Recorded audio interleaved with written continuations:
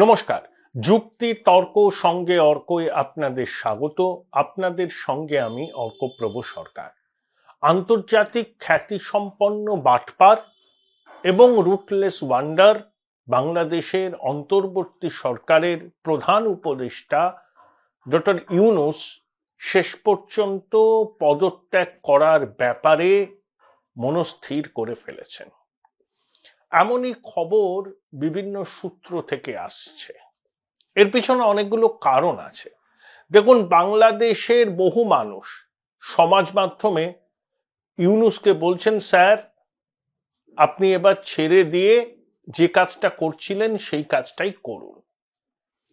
অর্থাৎ ডক্টর ইউনূসকে বাংলাদেশের একটা বড় অংশের মানুষ 5ই অগস্টের পর মনে করেছিলেন যে সর্বরোগ হরবিষণ্ণকরণী ডক্টর ইউনূস সত্যিকারের সোনার বাংলা গড়ে তুলবেন, শিক্ষায়, স্বাস্থ্যে, গণতন্ত্রের সমস্ত সূচকে বাংলাদেশ জগৎ সভায় শ্রেষ্ঠ আসন পাবে।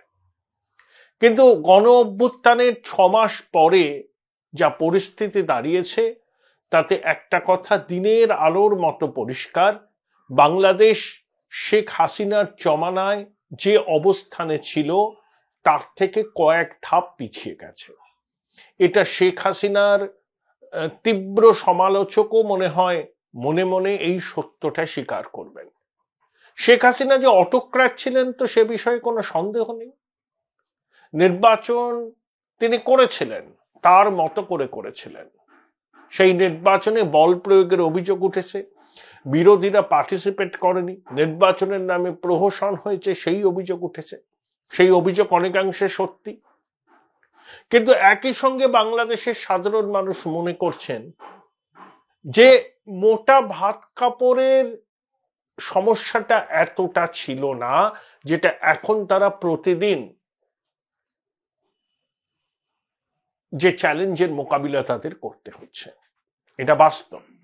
সেজন্য বাংলাদেশের বহু মানুষ, তারা আমার মনে হয় না যে খুব একটা কোনো একটা রাজনৈতিক দলের সঙ্গে সম্পৃক্ত, তারা বাংলাদেশের সাধারণ মানুষ, তারা বাংলাদেশের চেতনাকে হৃদয়ে ধারণ করেন এবং দেশটা যেভাবে জঙ্গি জিহাদিদের কবলে পড়ে উচ্ছন্নে যাচ্ছে সেটা বুঝতে পেরে তারা সমাজ মাধ্যমে ডক্টর ইউনূসকে সুপরামর্শই দিচ্ছেন, স্যার এবার আপনি পাত্তারি গোটান, যতটুকু সম্মান আপনার অবশিষ্ট আছে সেই সম্মানটুকু নিয়ে আপনি যে কাজ আগে করছিলেন সেই কাজই করুন। মোহাম্মদ ইউনূস অর্থনীতির জন্য নোবেল পুরস্কার পাননি, পেয়েছেন শান্তির নোবেল পুরস্কার। এবং আমাদের এই ভারতবর্ষে দুজন অর্থনীতিবিদ আছেন যারা নোবেল পেয়েছেন, ডক্টর অমর্ত্য সেন এবং সাম্প্রতিক অতীতে অভিজিৎ বিনায়ক বন্দ্যোপাধ্যায়। আচ্ছা, কখনো অমর্ত্যবাবু বা অভিজিৎ বিনায়ক বন্দ্যোপাধ্যায়কে দেখেছেন? তাদের একটা নির্দিষ্ট রাজনৈতিক দর্শন আছে, কিন্তু তারা কখনো মৌলবাদী শক্তিকে প্রশ্রয় দিয়েছে, উৎসাহিত করেছে, সাম্প্রদায়িক অশান্তি লাগাবার চেষ্টা করেছে? কখনো করেনি। তাদের রাজনৈতিক মত ভারতবর্ষের শাসক দলের রাজনৈতিক দর্শনের সঙ্গে মেলে না, না মিলতেই পারে। তারা অনেকটা লেফট লিবারাল উদার গণতন্ত্রের সাধনা তারা করেন। অনেকের তাদের এই রাজনৈতিক দর্শন পছন্দ না হতেই পারে, তারা ইসলামিক ফান্ডামেন্টালিজম নিয়ে খুব একটা সরব হন না বলে অভিযোগ উঠেছে। কিন্তু কখনো এই দুজন কৃতবিদ্য মানুষের বিরুদ্ধে খোলাখুলি সাম্প্রদায়িক শক্তির সঙ্গে হাত মিলিয়ে ধর্মীয় সংখ্যা লঘুদের এথনিক ক্লিনজিং করার অভিযোগ উঠেছে? ওঠেনি, উঠবেও না। কিন্তু ডক্টর ইউনূস এই কাজটা খুব সচেতনভাবে করেছেন এবং যখন মৌলবাদী আস্ফালন বাংলাদেশ জুড়ে তীব্র হচ্ছে তখন তিনি মৌনীব্রত অবলম্বন করেছেন। যে সমস্ত কথা বলছেন সেই কথাগুলো হচ্ছে ওই কি বলে, বলতে হয় বলে বলা, এর মধ্যে দেখে না কোনো আন্তরিকতা নেই। এই পুজোর সময় ঢাকেশ্বরী মন্দিরে গিয়ে তিনি ধর্মীয় সংখ্যালঘু বা সনাতনীদের আশ্বস্ত করেছিলেন, কিচ্ছু হয়েছে? কিচ্ছু হয়নি। উত্তর উত্তর ধর্মীয় সংখ্যালঘুরা নিপীড়নের মুখে পড়ছেন, তারা কোণঠাসা অবস্থায় আছেন। এবং এই খবরগুলো যখন সারা বিশ্বের সংবাদ মাধ্যমে, বিশেষ করে ভারতীয় সংবাদ মাধ্যমে প্রকাশিত হয়েছে, তখন ইউনূস এবং তার সাঙ্গপাঙ্গরা সেটাকে ভারতীয় সংবাদ মাধ্যমের অপপ্রচার বলে দেখে দিয়েছেন। বাস্তবটা কি তাই? বাস্তবটা একেবারেই তাই নয়। আমি চর্বিত চর্বণ করব না, সবাই জানেন বাস্তবটা ইউনূস যে দাবি করছেন সেই দাবির সম্পূর্ণ বিপরীত। আচ্ছা, তার আমলে খাদ্যপণ্যের মুদ্রাস্ফীতি 12.5%, জেনারেল ইনফ্লেশন 10%। এই যে বিদেশি মুদ্রার ভাড়ার বাংলাদেশে, তার অধিকাংশই তো আমদানি করেছে যেসব জিনিস বিভিন্ন দেশ থেকে, বিশেষ করে ভারতের কাছ থেকে, সেই আমদানির খরচ মেটাতে ব্যয় হয়ে যাবে। বাংলাদেশে বড় বড় ব্যবসায়িক কনগ্লোমারেট গুলো ঝাঁপ বন্ধ করছে। বস্ত্র শিল্পে রপ্তানির যে জায়গাটা বাংলাদেশের ছিল সেটা ভিয়েতনামের কাছে ইতিমধ্যে খুইয়েছে। বস্ত্র শিল্পে বাংলাদেশের বহু মহিলা যুক্ত, তারা বাধ্য হয়েছেন কাজ ছাড়তে, মানে তাদেরকে ছাড়িয়ে দেওয়া হয়েছে। তারা জীবন ধারণের জন্য নানাবিধ পন্থা অবলম্বন করছেন। এটা হচ্ছে ইউনূসের অবদান। তিনি সবকিছু হাসিনা জমানার উপর চাপিয়ে দিয়েছেন। শেখ হাসিনা আওয়ামী লীগ অফিসিয়ালি বিবৃতি দিয়ে জানিয়েছে যে ফেব্রুয়ারি মাসের শুরু থেকে প্রায় 2 সপ্তাহ তারা 13 দফা কর্মসূচি নেবে, পথে নামবে, হরতাল ডাকবে। তার মধ্যে লাগাম ছাড়া মূল্যবৃদ্ধি, সংখ্যালঘু নিধন এবং শেয়ার বাজার থেকে টাকা উধাও হয়ে যাওয়া, ইউনূসের সাঙ্গপাঙ্গরা বিদেশে টাকা পাচার করছেন এই অভিযোগ তুলেছেন, মানবাধিকার লঙ্ঘনের অভিযোগ উঠেছে। এবং একই সঙ্গে ইউনূস কর ফাঁকিটাকে লিগ্যালাইজ করেছেন, তার গ্রামীণ ব্যাংকে 5 বছরের জন্য তিনি করমুক্ত করেছেন। এটা হচ্ছে ইউনূসের অ্যাচিভমেন্ট। এই সবগুলোকে সামনে রেখে আওয়ামী লীগ ফেব্রুয়ারি মাসের গোড়া থেকে পথে নামছে। আবার ইউনূস যাদের সমর্থনে টিকে আছেন সেই জামাতে ইসলামী, তাদের ছাত্র সংগঠন ছাত্র শিবির, একটা পত্রিকায় মন্তব্য করেছেন যে সমস্ত মুসলমান অদূরদর্শিতার পরিচয় দিয়ে মুক্তিযুদ্ধে অংশ নিয়েছিলেন তারা ভুল করেছেন, উপরওয়ালা তাদের ক্ষমা করুন। মানে যে সমস্ত মুসলমান মুক্তিযুদ্ধে যোগ দিয়েছিলেন। Join Indian Institute of Hotel Management now. Right choice, right decision. কিছু না বুঝে তাদেরকে উপরওয়ালা ক্ষমা করুন। অর্থাৎ মুক্তিযুদ্ধে সেই সময় বাঙালি হিন্দু মুসলমান নির্বিশেষে যোগ দিয়েছিলেন, গরিব বড়লোক নির্বিশেষে। তার প্রমাণ ইতিহাস জুড়ে আছে।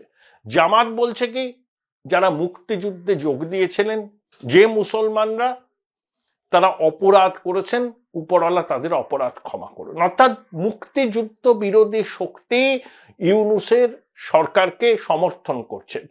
53 বছর হলো বাংলাদেশ স্বাধীন হয়েছে। স্বাধীন বাংলাদেশে বসে জামাতের নেতারা এখনো দেশ বিরোধী কাজ করছে। এদের তো রাষ্ট্রদ্রোহের অভিযোগে বিচার হওয়া উচিত। জামাতের আমির বলেছেন, যদি আমরা মুক্তিযুদ্ধে কোন রকম অপরাধ করে থাকি, সেটা যদি প্রমাণিত হয় তাহলে আমরা ক্ষমা চেয়ে নেব। এখানে ইফস অ্যান্ড বাটস কেন? জামাত কি করেছিল মুক্তিযুদ্ধে সেই ইতিহাস সবাই জানে, সারা বিশ্বের মানুষ জানে। গোলাম আজম কি করেছিলেন? এই রাজাকার, আল বাদার, আল সামস্কারা। আর এখন এই যে ছাত্ররা দেখছেন, এরা কুলগোত্রহীন, এরা কিন্তু রাজাকারদের উত্তরসূরি, এরা দেশ বিরোধী শক্তি। বাংলাদেশের মানুষেরা বুঝছেন, যতদিন যাবে তত তারা বুঝতে পারবেন যে দুধ কলা দিয়ে কি কাল সাপ তারা পুষেছেন। এই সাপ এবার তাদেরকে দংশন করবে যদি না এই ছাত্র সমন্বয়ক উপদেষ্টাদের তারা তাড়ান। তাহলে বাংলাদেশ ইসলামিক জঙ্গিদের কবলে চলে যাবে। কেউ রুখতে পারবে না, কেউ রুখতে পারবে না। এই যে মাদ্রাসার ছাত্রদের ছবি দেখি, বাচ্চা বাচ্চা ছেলে, মস্তিষ্কবর্তী ঘৃণা, কোন বিরুদ্ধ মত মানব না। তারা যেটা ভাবছে সেটাই হচ্ছে সব, সেটাইকে সবাইকে মানতে হবে। সেটা যদি আপনি না মানেন, গণপিটুনি, আপনাকে পিটিয়ে খুন করে দেওয়া হবে, মিথ্যা মামলায় ফাঁসিয়ে দেওয়া হবে, চাকরি থেকে বরখাস্ত করা হবে, সবকিছু হবে। ইউনূসের বাংলাদেশে এটা বাস্তব। কিন্তু ইউনূস যাদের ব্যাকিং এ এতদিন ক্ষমতায় ছিলেন, সেই মহলটার অবস্থানে দুর্বল হয়েছে। আমেরিকার ডিপ স্টেট, ক্লিন্টন ফাউন্ডেশন, ডেমোক্র্যাটদের যে অংশটা বিল ক্লিন্টন, হিলারি ক্লিন্টনের খুব অনুগত, তারাই কিন্তু এই বাংলাদেশের অভ্যুত্থানটাকে আড়াল থেকে পরিচালনা করেছে। এবং ইউনূস ছিলেন তাদের মুখ্য কুশীলব, টাকা পয়সা দিয়ে সহায়তা করেছেন এবং মেটিকিউলাস ডিজাইন ইউনূস নিজে করেছেন। এবং ইউনূসের চিন্তা, তার পরিকল্পনা রূপায়ণ করেছে ওই মাহফুজটা, যে হিজবুত তাহরিরের জঙ্গি। এগুলো পরিষ্কার। এই যে ডোনাল্ড লু, যাকে ট্রাম্প তাড়িয়ে দিয়েছেন, তিনি হচ্ছেন আমেরিকার ডিপ স্টেট, জর্জ সোরসের প্রতিষ্ঠানের একজন সক্রিয় সদস্য। বিভিন্ন জায়গায় রেজিম চেঞ্জ করতে তিনি খুব উৎসাহী। পাকিস্তানে করেছেন, বাংলাদেশে করেছেন, অন্যান্য জায়গাও চেষ্টা করেছেন। ট্রাম্প তাকে বার করে দিয়েছেন স্টেট ডিপার্টমেন্ট থেকে। তাহলে ইউনূসের আন্তর্জাতিক সমর্থন কমে আসছে। ট্রাম্প আসার পর নতুন ওয়ার্ল্ড অর্ডার তৈরি হয়েছে। আর তিনি ভারতের সঙ্গে যেরকম ভাবে পায়ে পা লাগিয়ে ঝগড়া করেছেন, যে পাকিস্তান অপারেশন সার্চলাইটের জন্য এখনো বাংলাদেশের মানুষের কাছে ক্ষমা চায়নি, সেই পাকিস্তানের কোলে উঠে বসেছেন ইউনূস। তাহলে যে মানুষরা তাকে জুলাই অগাস্টে মনে করছিলেন ঈশ্বর প্রতিম, সর্বরোগর বিশল্যকরণী, ইউনূসের হাতের জাদুদণ্ডে বাংলাদেশ ঘুরে দাঁড়াবে, তারাই এখন বলছেন ভাগ ইউনূস ভাগ। তারাই বলছেন যে স্যার, এবার আপনি মানে সরে পড়ুন, যতটুকু সম্মান আপনার আছে সেই সম্মানটুকু নিয়ে। তাই ইউনূস বুঝছেন যে আন্তর্জাতিক সমর্থন তার দিকে নেই। আমেরিকায় তক্তা পালটের পর সমর্থন শূন্যে দাঁড়িয়েছে। আন্তর্জাতিক অর্থভান্ডার টাকা দিতে চাইছে না। দেশের মাটিতে শুধুমাত্র কিছু মৌলবাদী, ওই কিছু ছাত্র ছাড়া আর কেউ ইউনূসের সমর্থনে নেই। বিএনপি কি বলেছিল যে অন্তর্বর্তী সরকার ব্যর্থ হলে তার দায় তাদের। তারা কিন্তু অবস্থান বদলেছে এবং অন্তর্বর্তী সরকারকে প্রতিপক্ষ ঠাউরে তারা মাঠে নেমে পড়েছে। নির্বাচন করার কোনো সম্ভাবনা এই মুহূর্তে নেই। আওয়ামী লীগকে বাদ দিয়ে নির্বাচন হবে না। তাহলে ইউনূসের বিলম্বিত বোধহয় হয়েছে। কিছুদিন আগে একটা ইংরেজি সংবাদপত্রে সাক্ষাৎকার দিয়ে তিনি বলেছিলেন যে তিনি পাচ্ছেন না, তিনি হতাশ। সেই হতাশা দিনে দিনে বাড়ছে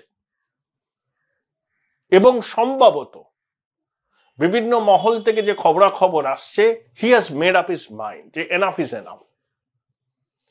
এই জিনিসটা তার কাজ নয়।